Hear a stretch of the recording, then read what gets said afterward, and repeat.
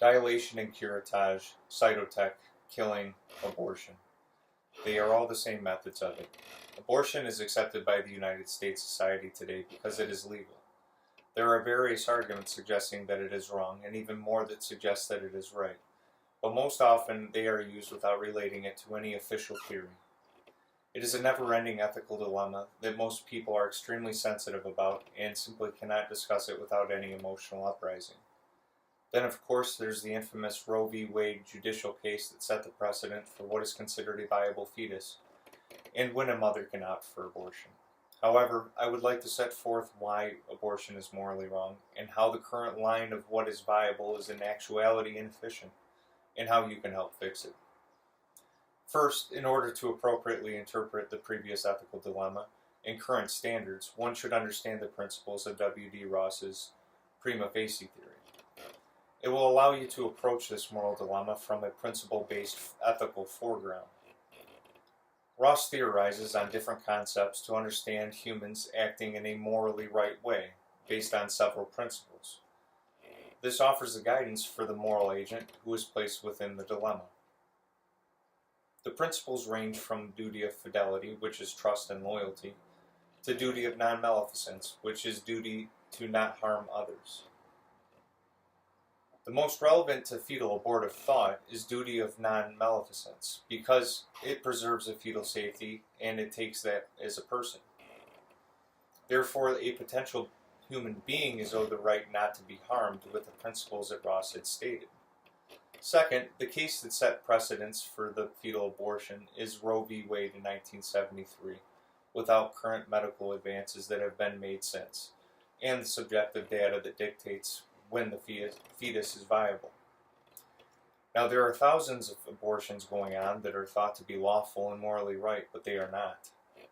The reason for this is because of the standard of practice being used as a woman's subjective input of when their last menstrual period was, which also leads to the estimated date of conception.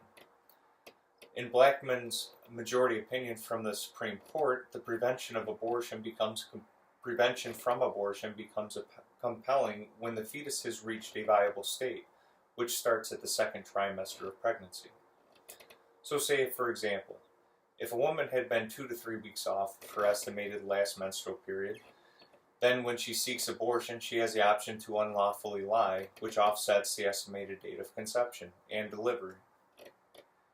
The reason why this is so pertinent to abortion is because the estimated date of conception dictates the age of progression in utero. Therefore, if she's 2 to 3 weeks off in her estimation, then the fetus is being killed at the theoretical age of 11 weeks, when in reality it is actually 14 weeks. Had her gestational age been approximated for 14 weeks, then she would have never been able to have gone forth with the abortion.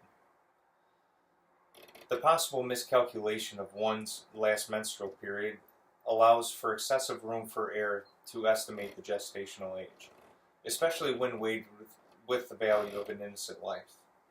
To be exact, depending on the woman's last menstrual period, which may or may not be correct at all, it will affect the official trimester dates, and the difference of 1 or 2 days may be of life-saving significance to the fetus, and thus prove only an estimation of the current pregnancy length.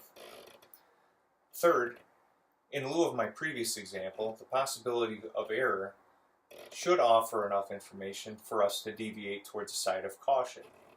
Another researcher suggests several criteria that would depict personhood and basically warrants the preservation of that fetus.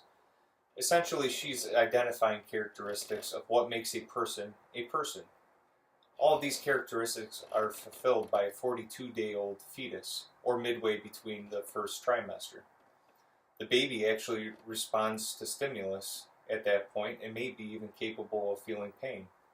Little, who is another ethical theorist, explains that the organism as a potential person may not be a claims bearer, but it does have the kind of stature that is worthy of respect. Again, this furthers why a defenseless being should be spoken for on behalf of those who can speak. For the reasons as I discussed above, along with the potential for miscalculations, we should revisit the lawmaking policy of abortion and attempt to educate those who are not. In doing so, we will be able to preserve the young future who have gone unspoken for and further the community's understanding of the potential fetal being. We will also further the understanding of future mothers who do not know the realistic capabilities of their unborn children. Another positive note to revisiting this will often prevent a potential grim regret that these particular individuals may have. Whether that particular regret is something that they come to terms with within 10 minutes or 10 years, we still have the potential to prevent their misunderstandings. After all, it is not my request that these fetuses or the unborn person to be given citizenship of a country, but merely the justification to live and not be killed. Take, for example, the birth of a child who has been alleged to have some sort of birth defect and expected to be developmentally delayed. But the family decided that it was immoral to have an abortion. However, they did know far enough in advance to make a decision to have an abortion or not. In birthing that child, they required more care and attention, and it brought the family closer as a unit, and facilitated one of the siblings to have an extravagant interest in the medical field. This particular sibling actually went to medical school, pursued the profession of a neurologist. Not only was the family brought together and strengthened by the birth of this disabled child, but it also facilitated the learning and growth of its family members. The point being is that the challenges such as this lie so more in the capacity of a family and community to cope, rather than aborting it and abandoning it while being foreseen as a problem. Potential human beings are being suppressed, and we need to right this situation. Using a well-known principle-based ethical theory proves this as to be immoral and continue through with the abortion of these defenseless children.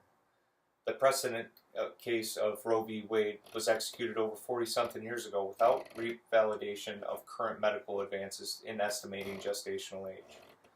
We have the ability to educate and set forth within our community, and we can do so. We can move forward by urging our government officials to revisit these current practices by signed petitions or mailed letters. At the very least, we should attempt to educate the future mothers of our country and save the children.